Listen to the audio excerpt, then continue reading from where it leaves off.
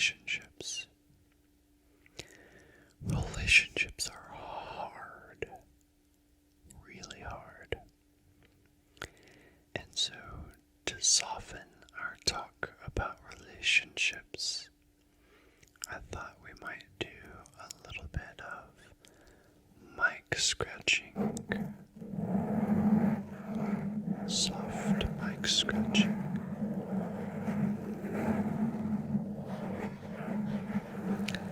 And face scratching. May I touch your face? Thanks. Scratch, scratch, scratch, scratch, scratch, scratch. Scratch, scratch, scratch, scratch, scratch, scratch, scratch, scratch, scratch, scratch, scratch. Sound like a plan? Good. Alright, so how about we talk about the unhealthy side of relationships, and then we'll talk about what helps make relationships healthier. What can make a relationship good, solid? Scratch, scratch, scratch, scratch, scratch, scratch, scratch, scratch, scratch. Scratch, scratch, scratch, scratch, scratch, scratch, scratch, scratch, scratch, scratch. So, what makes a relationship unhealthy? Let's get the easy stuff out of the way first. If scratch, scratch, scratch, scratch, scratch, scratch, scratch. If you are in a relationship that is abusive in any way, physically, emotionally, verbally,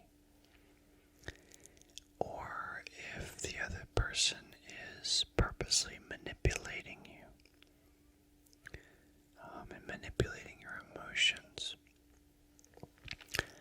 I would highly encourage you to set very firm boundaries and perhaps seek counseling with that person for the relationship's sake, and or get out of that relationship if it's harming you. At least to put some space between you and that person for your own safety while you figure things out. So let's talk about some of the other less obvious ways relationships can be unhealthy. Scratch, scratch, scratch, scratch, scratch, scratch, scratch, scratch, scratch, scratch, scratch, scratch, scratch, scratch, scratch, scratch, scratch. Scratch, scratch, scratch, scratch, scratch, scratch, scratch, scratch, scratch, scratch, scratch, scratch, scratch, scratch, scratch, scratch.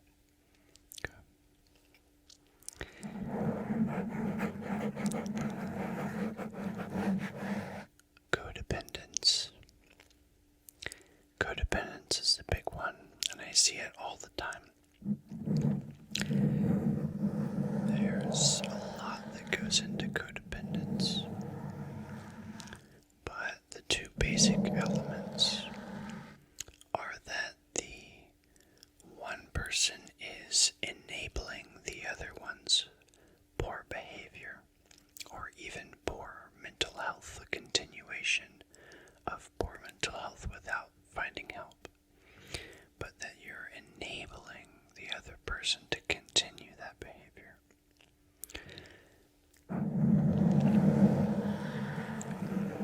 An example of this might be, a classic example would be if your significant other is an alcoholic and is abusing alcohol and perhaps hurting other people and maybe yourself in the process.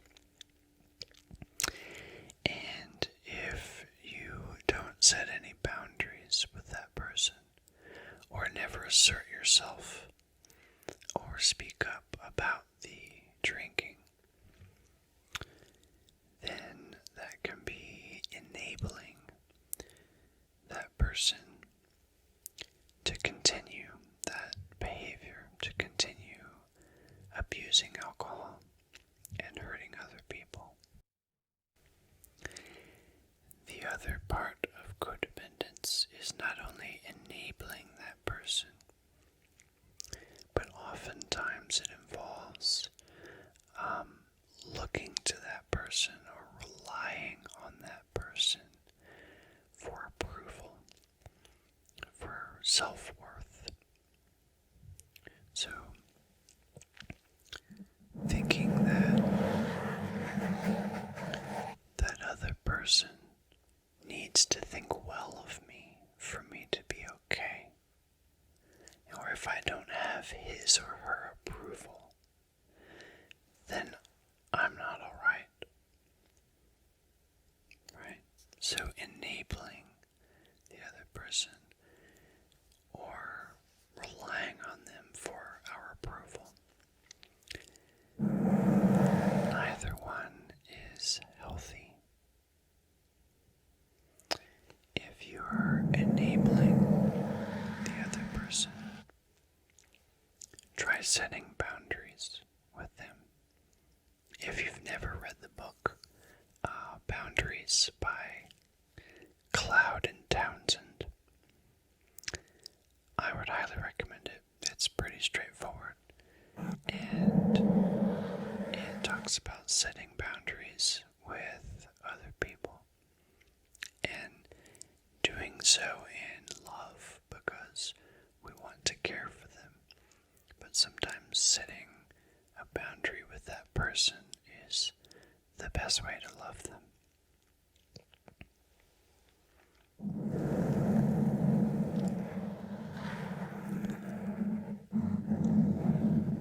And scratch. If you are finding all of your worth in that other person, if you're not okay, don't feel okay without their approval,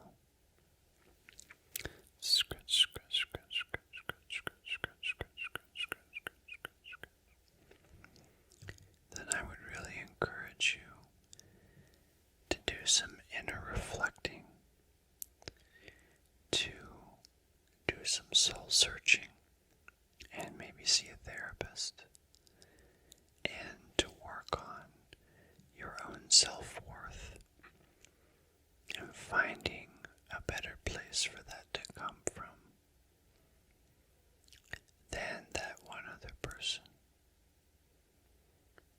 Ideally, that self-worth would be recognized as being there in the first place, that you don't have to earn the right to be valued.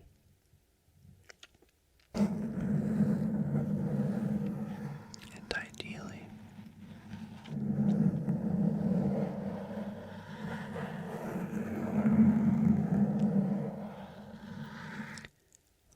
this other person in the relationship would value you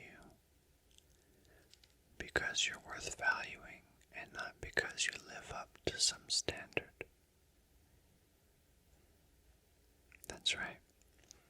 You have worth and value and dignity just because you are who you are.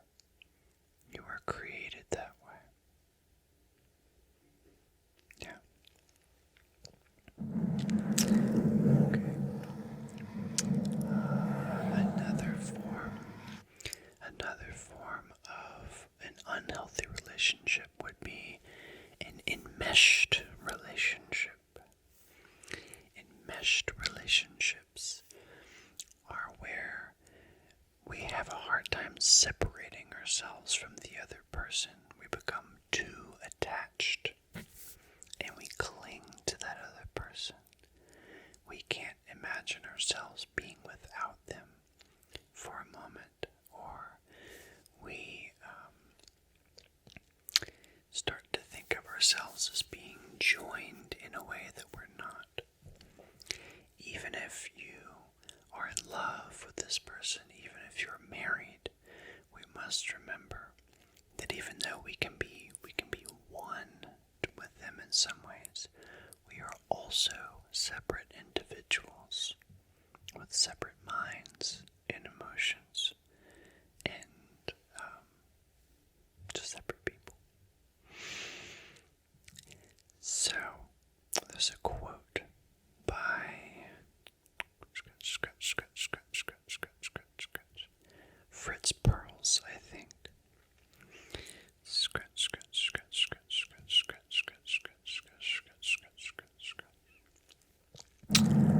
Fritz Perls is the father of Gestalt therapy, and I believe this quote is his. You can tell me if I'm wrong. The quote is, "I am I, and you are you, and if we should meet, it's a beautiful thing, but if not, it can't be helped." Isn't that beautiful? It's recognizing that two people in a relationship are different, but they can meet in beautiful ways. They can connect and have relationship and shared experience. But if not, it can't be helped.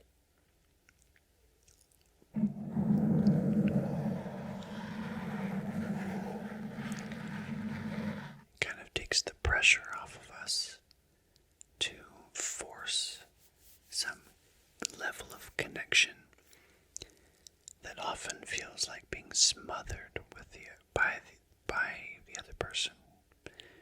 One or the other might feel smothered, or it might put pressure on the other person to meet you in that same form of enmeshed relationship. There's also a couple of things to watch out for would be walking on eggshells around the other person.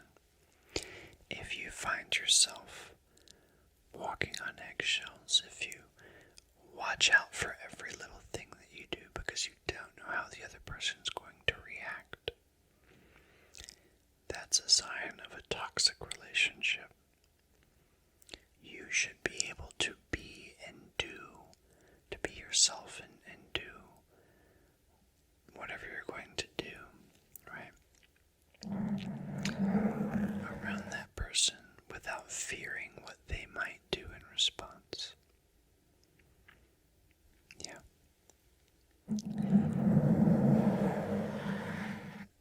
The last thing I can think of right now also has to do with eggs, and something I like to encourage people with.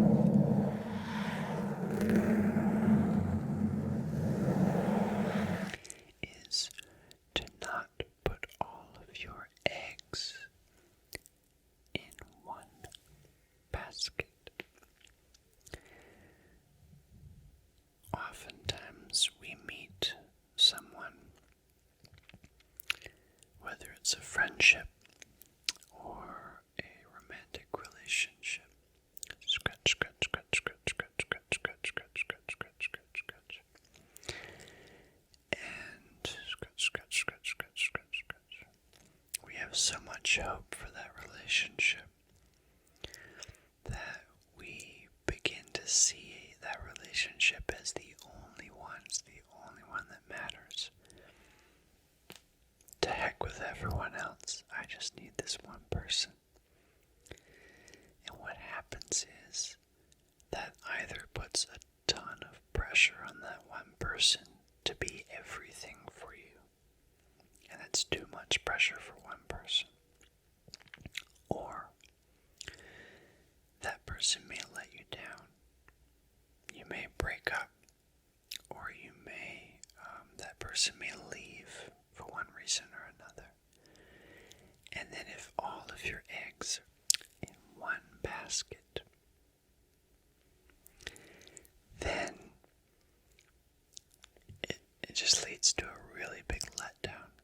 I've seen it happen so many times.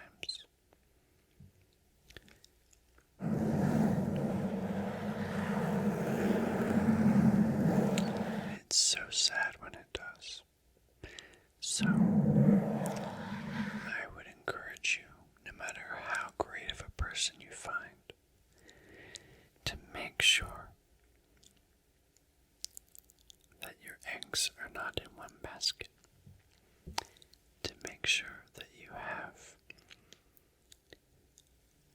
other relationships, other friendships, other people that you can lean on.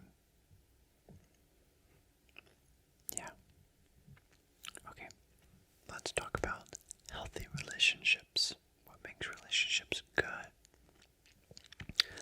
One of the biggest, most practical things that I see is really bad communication getting in the way.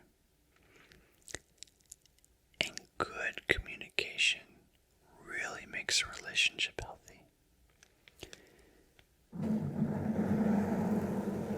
Communication is, such a big topic to tackle, but I would say the most important part of communication is listening first. Scratch, scratch, scratch. I'll scratch those ears. Scratch your ears so that they can listen better, because we all could listen a little bit better. It's hard to do. If we can learn to listen first and understand, really seek to understand the other person, and then speak, it's going to help our relationships, for sure.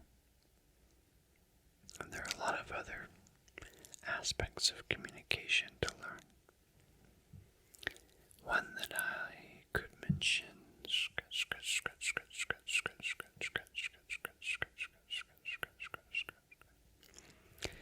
is assertiveness when you need to say something, because we should all speak up when we need to say something.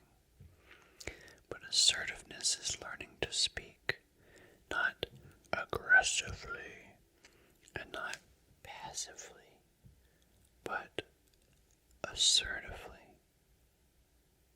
looking the person in the eye and telling that person what you need from them, and how, if you get what you need, which is hopefully something reasonable, how that can help make the relationship even healthier, even better.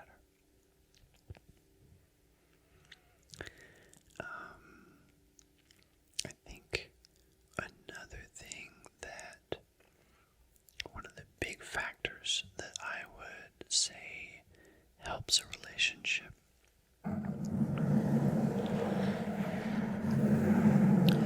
to be healthy is humility.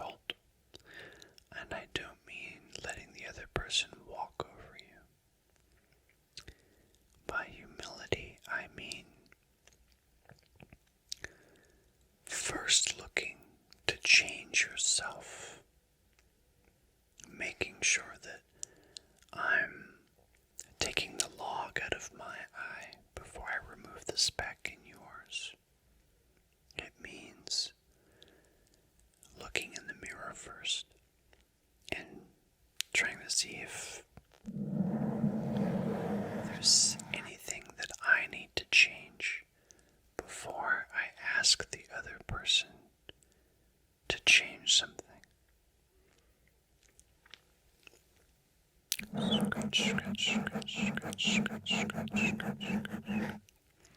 often call this owning your own stuff first. Yeah.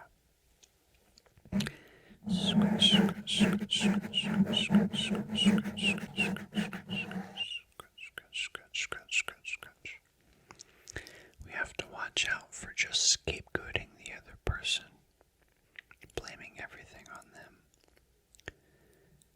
It's kind of the opposite of humility.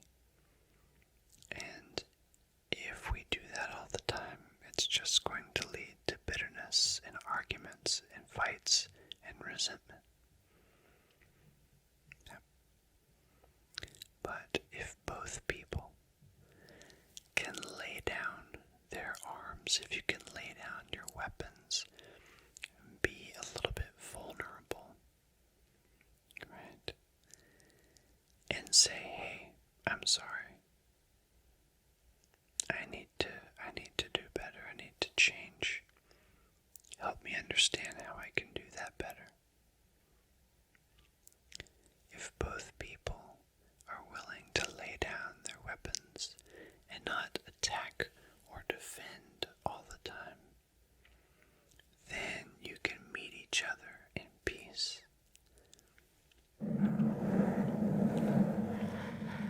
That's really hard to do. But when you do it, it is beautiful. Beautiful. Beautiful.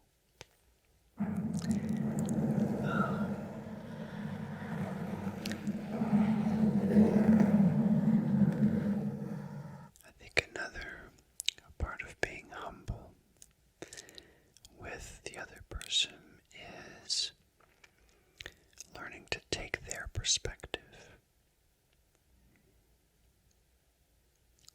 Seeking to understand them truly. We'll never completely understand the other person because we are not them. But we can at least try to understand them a little bit better. A little bit better, a little bit better, a little bit better, a little bit better. We can try to see where they're coming from, to understand their past, to understand their personality, and to know that they are different than us. They're made differently, and so they won't think the same way or be the same way that we are, or enjoy the same things that we do. So if we can understand their perspective, get into their shoes, try to understand their world better, then we'll have a much better chance.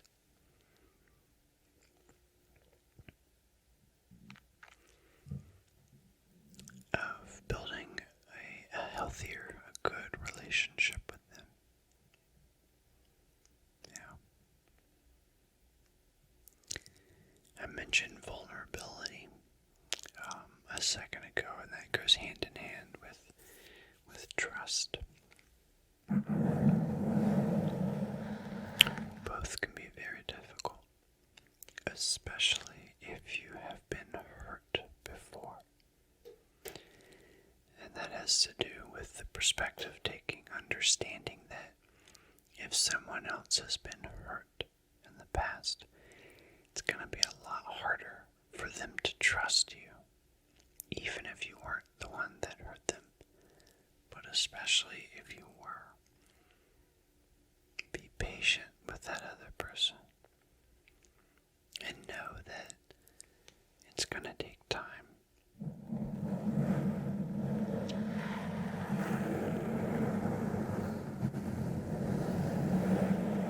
It's going to take time for them to trust and to be vulnerable, because what they've learned from their experiences might be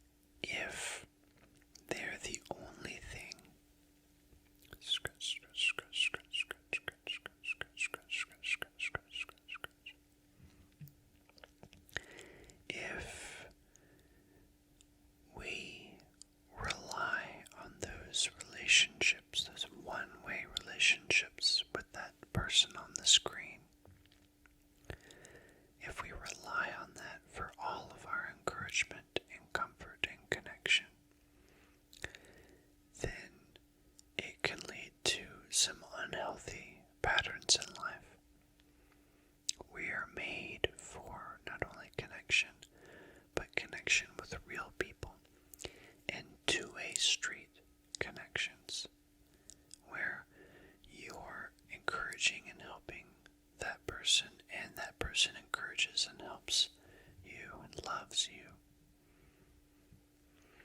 So please, yes, benefit from YouTube and from other people that you feel a connection with. But please, please don't use those people as a crutch, including me. I say in my description, I think almost every one of my videos, that I'd rather you not use my videos as a replacement for a real therapist. You can reach out to me for therapy for real if you live in Virginia. Please do. But if you live somewhere else, I highly recommend finding your own therapist if there's something that you need to work through, some life difficulty going on.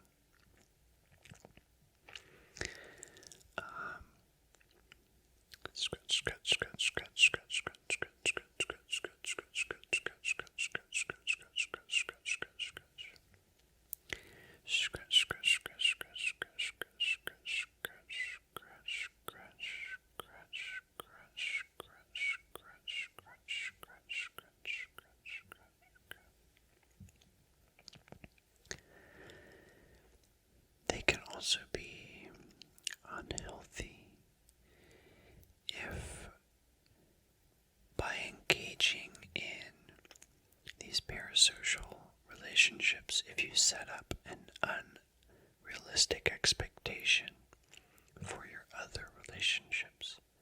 Because a relationship with someone online, with someone that doesn't know you, can feel idealistic, right? I go onto YouTube and I look at ASMR artist videos, and those people always take care of me. They don't seem to have bad days. I know they do.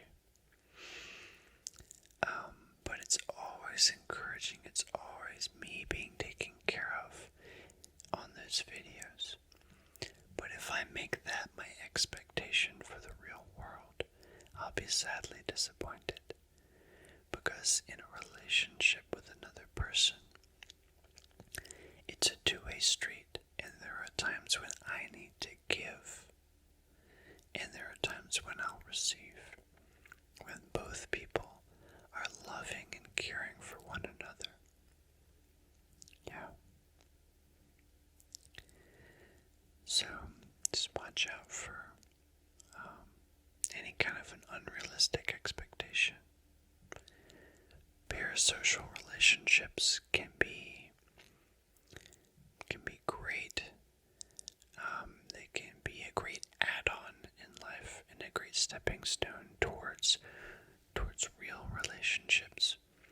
But please don't use them as a replacement or as a place where you find your view of relationships through a parasocial relationship. I think that's all I have to say about those. So, how about just a little bit more scratching before we go?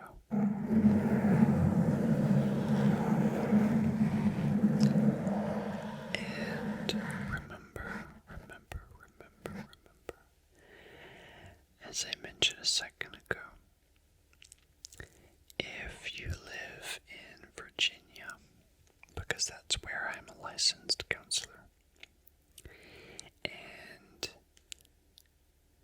you would like counseling of your own with an ASMR flavor, feel free to reach out to me.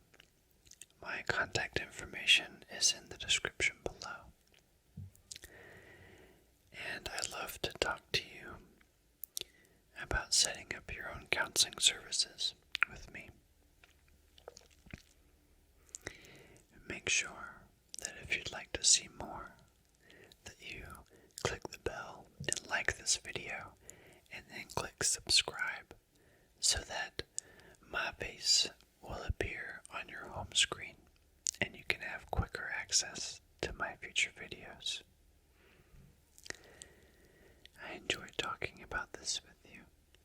I feel like we've connected in our relationship through this talk, and I appreciate it. I hope something in this has benefited you and will benefit your relationships.